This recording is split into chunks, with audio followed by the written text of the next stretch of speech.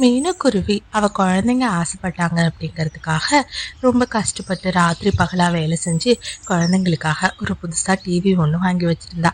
மீனுக்குருவி வாங்கி வச்சிருந்த டிவியில மீனுவோட குழந்தைங்க மட்டும் இல்லாம அந்த காட்டுல இருக்கிற எல்லா தாய் பறவைங்களோட குழந்தைங்களும் பார்த்துட்டு இருந்தாங்க. இதே மாதிரி ஒரு நாள் அந்த காட்டுல வாழ்ற கோரியோட பையன் ஜக்குவும் மீனு வீட்டுக்கு டிவி பார்க்கறதுக்கு வந்தான்.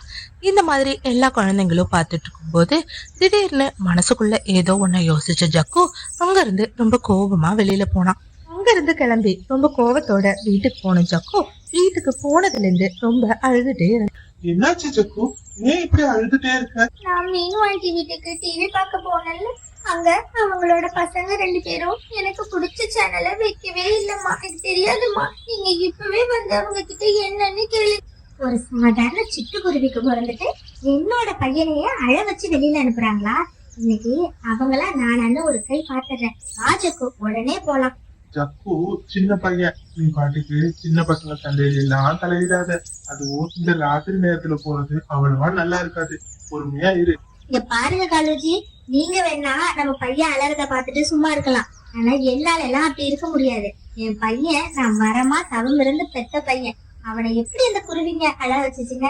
இன்னைக்கு அதுங்களா நானானு பாத்துறேன் அப்படின்னு சொல்லிட்டு ரொம்ப கோபத்தோட ஜக்குவை கூட்டிட்டு மீனுக்குருவியோட வீட்டுக்கு போனான்.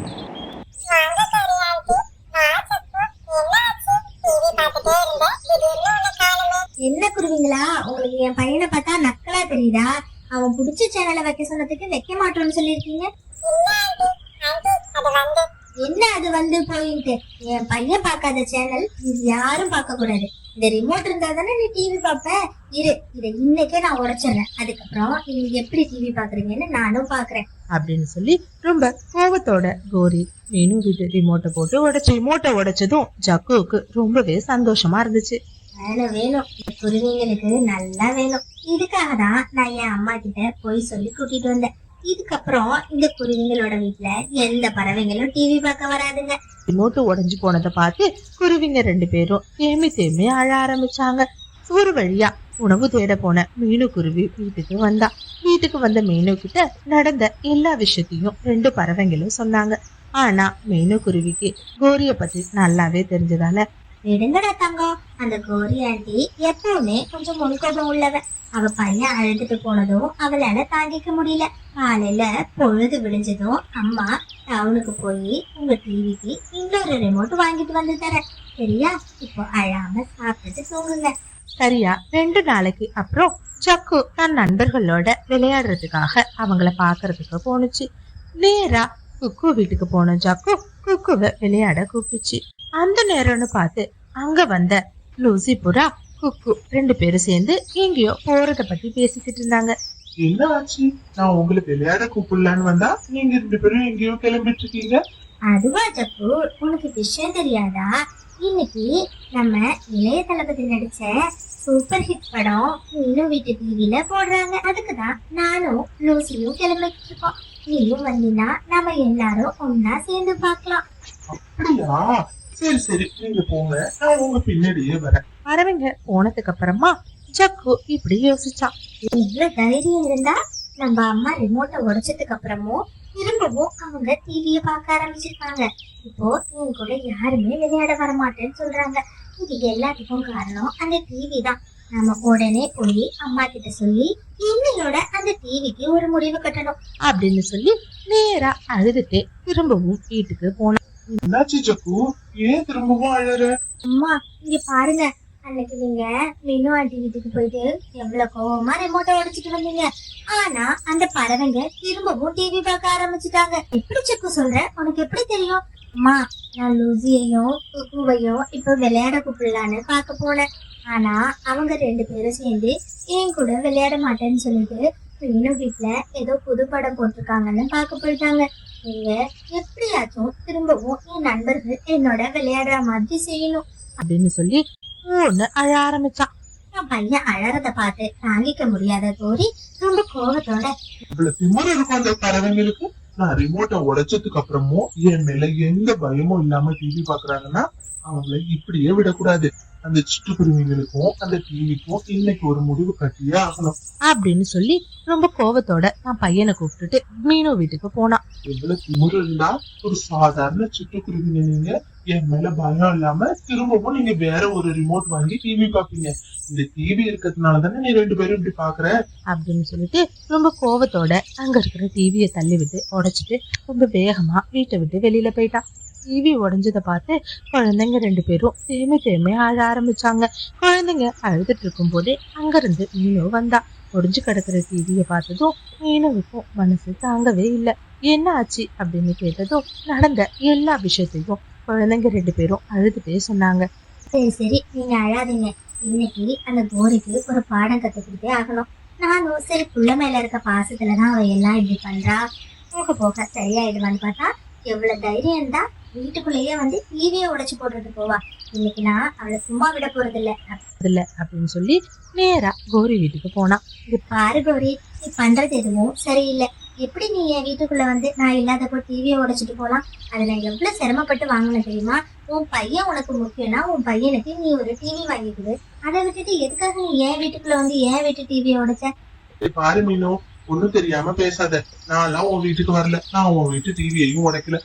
என் குழந்தைங்க என்ன போய் சொல்றாங்களா? ஆமா, உன் குழந்தைங்க போய் தான் சொல்றாங்க. எப்படியாச்சும் என் பையன் ஜக்குவ பிரச்சனையில மாட்டி விடணும். அதுக்காக தான் உன் 2 பொண்ணுங்களும் சேர்ந்து இந்த மாதிரி பொய்யா நாடகம் போடுறாங்க. பாரு கோரி, பார்த்து பேசு. என் பிள்ளைங்களுக்கெல்லாம் நாடகம் போடுறதெல்லாம் தெரியாது. நான் என் பிள்ளைங்களை ரொம்ப நல்லா வளர்த்திருக்கேன். உன் பையனை நீ வளர்க்கறல, இந்த மாதிரி நான் வளர்க்கல. இங்க பாரு கோரி, நான் உன்கிட்ட கடைசியா ஒண்ணு மட்டும் சொல்லிக்கிறேன்.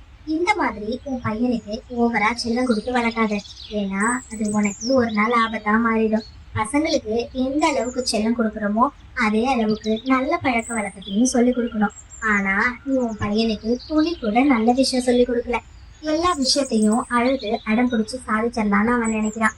நீ வேணா பாரு, உன் பையன் இதே மாதிரி என்னைக்காச்சும் ஒரு நாள் உன்கிட்டயும் ரொம்ப மோசமா நடந்துக்குவான். அன்னைக்கு புரியும் அப்பவே மீனு சொன்னா அப்படின்ட்டு. நீ இப்பவே ஒழுங்கா உன் பையனை கண்டிச்சு வளர்க்குற வழிய பாரு. ஏய், இங்க பாரு, எவ்வளவு தைரியம் இருந்தா இத்தனோட சிட்டுக்குருவி நீ என் பையனை வளர்க்கறத பத்தி எனக்கே பாடம் எடுப்பேன். என் பையனை நான் எப்படி வளர்க்கணும்னு எனக்கு தெரியும். ஒழுங்கா உன் வேலை ஏதோ நீ அதை போய் பாரு. பாரு கோரி, கடைசியா உன்கிட்ட சொல்லிக்கிறேன். இதுக்கு மேல உன் பையன் எங்க வீட்டு பக்கம் வரக்கூடாது, நீயும் வரக்கூடாது. என் பசங்க டிவி பாக்குறாங்க, ஏதோ பண்றாங்க, அது எங்களோட விருப்பம். இன்னொரு தடவை உன் பையன் என் வீட்டுக்கு வந்தான் அப்படின்னு தெரிஞ்சுச்சுன்னா நான் நேரா பஞ்சாயத்து தலைவர்கிட்ட போய் பஞ்சாயத்து கூப்பிடுவேன். ஒழுங்கு மரியாதையா உன் பையனை அடக்கி வளர்க்குற வழிய பாரு அப்படின்னு சொல்லிட்டு மீனு ரொம்ப கோவத்தோட வந்துட்டான். வீட்டுக்கு வந்த மீனு மறுபடி ஒரு 2 நாள் கழிச்சு அவகிட்ட இருக்கிற மிச்ச காசை வச்சு உடைஞ்சு போன டிவியை சரி பண்ணி திரும்பவும் குழந்தைங்களுக்கு பாக்குறதுக்கு விட்டா. மீனு வீட்டுல திரும்பவும் பழைய மாதிரி டிவி ஓட ஆரம்பிச்சதும் எல்லா பறவைங்களும் சந்தோஷமா டிவி பார்க்க ஆரம்பிச்சாங்க. இப்போ யாருமே விளையாட துணைக்கு ஆள் இல்லாததுனால ஜக்கு ரொம்பவே தனிமையா ஃபீல் பண்ணான். உடனே வீட்டுக்கு போன ஜக்கு, அம்மா அம்மா, நான் இப்போ மீனு ஆண்டி வீட்டுக்கு போயே ஆகணும். எல்லா பசங்க கூடவும் சேர்ந்து டிவி பார்க்கலான்னு இருக்கேன். என்னை எப்படியாச்சும் மீனு ஆண்டி வீட்டுல கொண்டு வந்து விடுங்கம்மா அப்படின்னு சொல்லி அழ ஆரம்பிச்சான். இங்க பாரு ஜக்கு, அந்த மீனு அன்னைக்கு அவ்வளவு பேச்சு பேசிட்டு போயிருக்கா. இனிமேலாம் நீ அவ வீட்டுக்கு போகாத. என்ன உனக்கு அப்படி டிவி கேக்குது? ஏன்னா இரு, இன்னும் ஒரு வாரத்துல நானே நம்ம வீட்டுல அப்பாட்ட சொல்லி ஒரு டிவி வாங்கி மாட்ட சொல்றேன். அது வரைக்கும் நீ வீட்லயே இரு, எங்கேயும் போக கூடாது. அம்மா, நான் போயே ஆகணும். சொல்லிக்கிட்டே இருக்கேன்னு போக கூடாதுன்னா போக கூடாதுதான் அப்படின்னு சொல்லி கோரி சத்தமா அதட்டினா. கோரி சத்தமா அதட்டுறத பார்த்து ஜக்குவுக்கு ரொம்ப கோபம் வந்துருச்சு. அந்த நேரம்னு பார்த்து எண்ணெய்க்கு பக்கத்துல இருக்கிற தண்ணிக்கு எண்ணெய் எடுத்து வேகமா எண்ணெயில தூக்கி வீசினான். உடனே கொதிச்சிட்டு இருந்த எண்ணெய் மொத்தமும் அப்படியே தவறி கோரி மேல விழுந்துருச்சு. உடனே கோரி வழியில ரொம்ப கதறி அழ ஆரம்பிச்சா. காலுஜி, காலுஜி, எப்படியாச்சும் என்ன காப்பாத்துங்க. கோரிய கூப்பிட்டுட்டு காலு ஹாஸ்பிட்டலுக்கு ஓடி போனான். அப்பதான் கோரிக்கு ஒண்ணு புரிஞ்சுச்சு. அன்னைக்கு நீ சொன்னா உன் பையனை எப்படி வளர்க்காத, அது ஒரு நாள் உனக்கே ஆபத்தாயிடும்னு. இப்பதான் காலேஜ் எனக்கு நல்லா புரியுது. நாம பசங்களை வளர்க்கறதுல எந்த அளவுக்கு தவறு பண்ணிட்டோம் அப்படின்னு. நான் கௌரி, நான் அப்பவே சொன்னேன், ஒழுங்கா எந்த பிரச்சனைக்கும் போகாம இருன்னு. நீ 2 தடவை போய் கேட்காம இருந்திருந்தீங்கன்னா கண்டிப்பா அவனுக்கு இப்போ நல்லா புரிஞ்சிருக்கும். இப்ப பாரு, நீ அவனுக்கு ஓவரா செல்லம் கொடுத்து உன் உயிருக்கு ஆபத்து வந்துட்டு. அம்மா காலேஜ், நீங்க சொல்றது சரிதான். இனிமே நம்ம பசங்களை நல்லா வளர்க்கணும். நம்ம என்ன செய்யறோமோ அதையே தான் குழந்தைங்களும் திருப்பி செய்வாங்க. உன்னோட கோபத்தை பார்த்து பார்த்து வளர்ந்ததுனால இப்போ ஜக்குவுக்கும் எல்லாத்துக்கும் கோபப்படணும் அப்படின்னு தோண ஆரம்பிச்சுட்டு அப்படின்னு சொன்னதும் ஜக்குவை நினைச்சு கௌரி ரொம்பவே வருத்தப்பட்டா. ஸ்டோரி பிடிச்சிருந்துச்சுன்னா லைக் பண்ணிட்டு இந்த மாதிரி நிறைய ஸ்டோரி பார்க்கறதுக்கு மறக்காம என்னோட சேனலை சப்ஸ்கிரைப் பண்ணிடுங்க. Thanks.